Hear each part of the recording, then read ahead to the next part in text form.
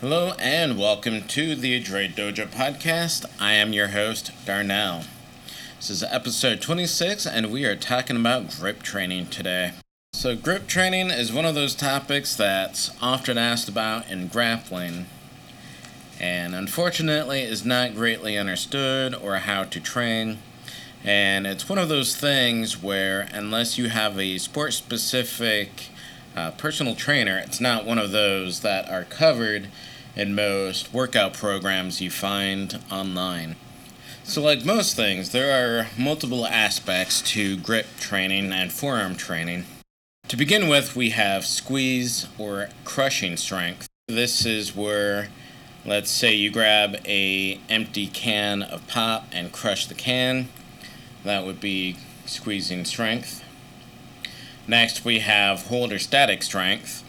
Best example of this is when you are hanging from a pull-up bar. Next, we have pinch strength, and this is where you might be holding two things together and your hand creates a V or U shape. And so the fingers are straight and they are pinching together one or more objects. Then we have expansive or expanding, and this is where your fingers go from close together and expand out.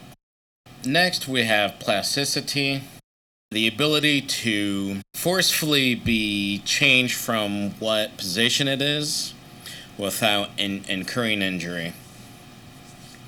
And then finally, dynamic grip strength is quickly gripping or releasing something. How to train them? To begin with, we have the squeezing or grip strength. And luckily, this is one of the easier ones to train, and there are tons of exercises you can find online and equipment. And the first bit of equipment you can use is just any kind of grip trainer you find online. I suggest one that is a little bit sturdier made and that can change the resistance levels.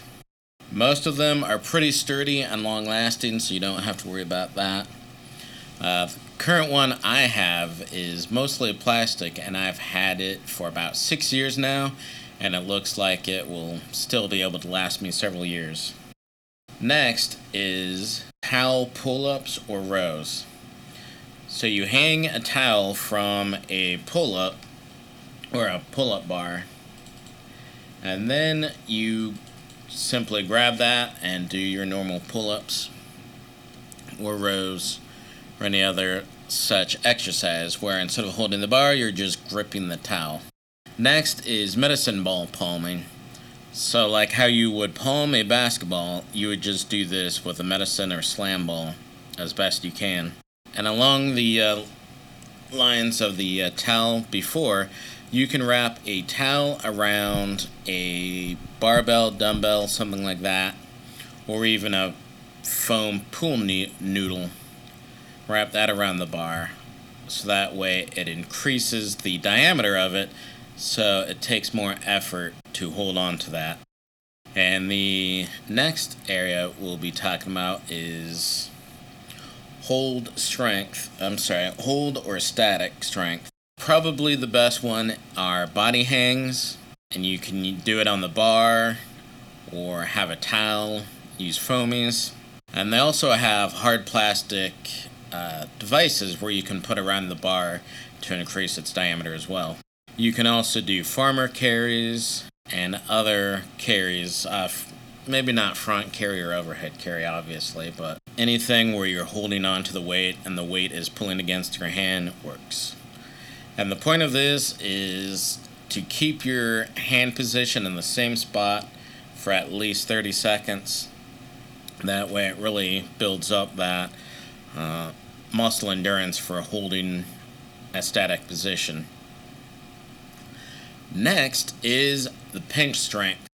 So a common way that you'll probably hear is to get two small barbell plates, put them together, and then simply hold those. It's a good way. And another one you can do is pinch one of those stress squeeze balls. So instead of gripping it like you normally would, keep your fingers and thumb straight and then push down, squeeze that way. And that'll build up that pinch strength. Alright, next up is the expanding strength. The method I use is just get a rubber band, put it around the perimeter of my fingers, and then I just spread out my fingers.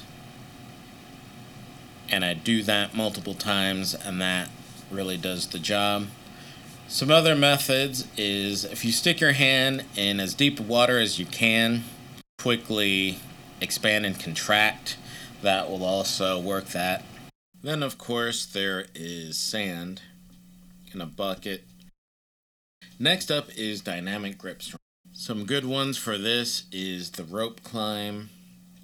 There's also the dumbbell toss and catch. Finally, another good one is what's called a Popeye. This is where you take a dumbbell, attach a rope to it, and on the other end of the rope is a 5 to 10 pound weight. And you rotate the dumbbell so that the rope wraps around until the 5 pound plate touches the dumbbell. It is a wickedly painful exercise, but it is really good at developing well-rounded forearm and grip strength. Next up is plasticity. Probably the best way to train this is by stretching. The more relaxed and flexible your muscles are, the more pliable they are, the more adaptable. Another way to do this is more towel on objects. So take a deadlift, put on towel on the bar, and then put more weight than you can actually lift, so that when you go to deadlift, it should break your grip first. And so you're training just gripping as hard as you can, and then your grip breaks. Another method is to quickly squeeze something elastic and release. So quickly squeeze, quickly release. Stress ball is a good one.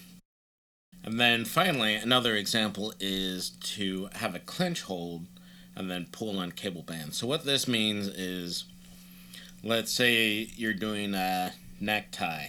So you have that curved hand position.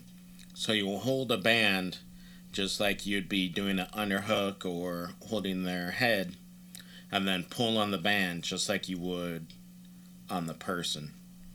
And now the auxiliary exercises, the wrist and forearm stability. There are two methods for this. The first are wrist curls. I'm sure you're familiar with it. You just take a dumbbell, do wrist curls and reverse wrist curls. And then finally is what I call hammer time.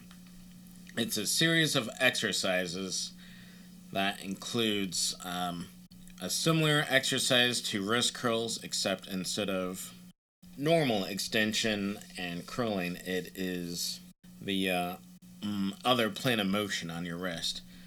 Then there's also rotation and other exercises. I will post a link to a video that demonstrates all of these, so that way you have a good idea of what I'm talking about.